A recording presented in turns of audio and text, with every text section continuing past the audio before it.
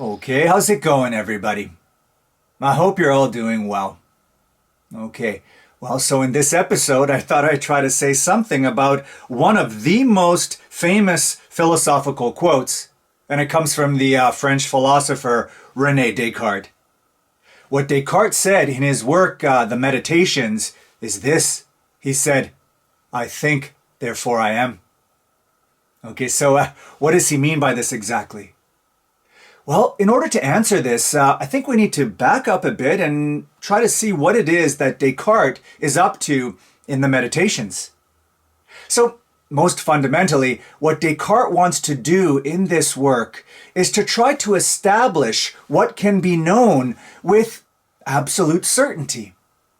He wants to try to prove that the beliefs that he has are indubitably true. Now, the way that he goes about this is he decides to doubt absolutely everything. More specifically, he decides to assume that everything he believes is false until he can prove it to be true. That's to say, his strategy is to doubt any claim that could be false so that hopefully all he's left with are incontrovertibly true beliefs. Now, actually, it turns out that one of the things that Descartes ends up doubting is the entire external world. Now, you might think, how does one do this? Well, what he says is that he could be dreaming. Now, is it likely that he's dreaming? Or for that matter, dreaming all the time? No. But the point is that he can't know this for certain. And therefore, he must doubt the existence of the external world. And again, that's because until he can prove that a belief must be true, he doesn't have the right to believe it at all. Okay, now at this point, you might be thinking, well, wait a sec. If Descartes can make such a radical move and doubt the very existence of the external world, then surely there's nothing in the world that cannot be doubted. Right? But as it turns out, no. So basically, Descartes proceeds like this, and I'm paraphrasing him here. Suppose, he asks himself, I try to doubt the reality or existence of my own mind. What I find when I do this, he says, is that I doubt that I am now doubting. But if I doubt that I am now doubting, then I simply must be doubting. And so, what's the conclusion here? Well, it's that I, Descartes, cannot doubt that I'm doubting. So it turns out that there is, in fact, something in the world that can't be doubted. Namely, the fact that I, Descartes, am doubting. Okay, but now, notice something. Notice that since doubting is just really an aspect of thinking, really, the more general conclusion is something like this. It's, I, Descartes, can't be wrong about the fact that I'm thinking. Because, of course, the fact that he's thinking about thinking already demonstrates that he's thinking, right?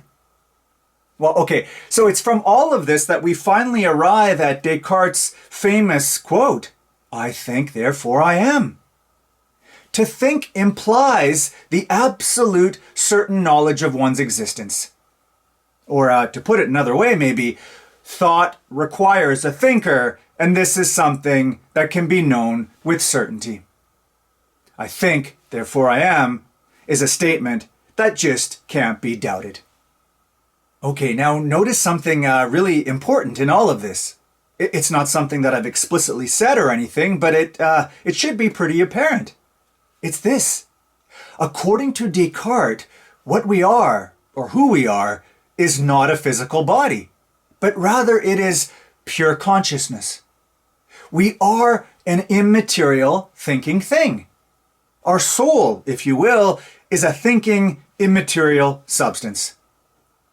In other words, what Descartes did is he completely split the mind and the body. Okay, so let me go into a bit more detail there because it's hugely important and influential. So what Descartes basically argued was that there are two kinds of substances in the world. And by the way, for him, a substance is something like an entity that needs no other entity to exist. It's something like a self-subsisting thing. Okay, so on the one hand, there's what Descartes called res extensa, which in Latin just means something like extended thing. And what this is basically, well, it's basically nature and, well, all the stuff of the physical world. In other words, res extensa is all of the material objects out there whose essential properties are spatial and purely quantitative. And this includes, of course, our body. Now, on the other hand, there's what Descartes called res cogitans, which means thinking thing. And what this basically is minds or mental entities that are defined by self-consciousness and thought, and which are unextended. That's to say, they don't take up space because they're immaterial. So for Descartes then, you have two substances, one mental and the other physical. In other words, you have thinking things like our minds and extended things like our bodies and tables and chairs and in fact, the entire fabric of space and time. Okay, well, I said that this view has been hugely influential. So, how so? What's been the consequence of this Cartesian division between mind and body? Well, there have been many, of course, but I just want to mention one, and it's this. It's that we in the Western world have mostly come to equate our identity with our mind instead of with our whole package, the complete organism. That's to say, we're mostly aware of ourselves not as an embodied being, but as an isolated individual ego existing inside of our brain or body. Now, part of the implication of this, of separating the mind from the body like this, is that, well, it not only creates a conflict between our conscious, rational mind and the instincts and the drives of our body, but it also creates a total separation between an inner personal world and a cold, impersonal external world.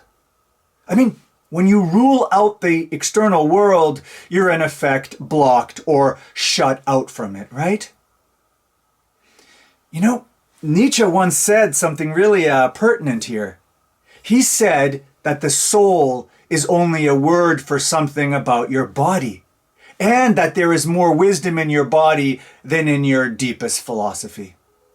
Now, what did he mean by such claims?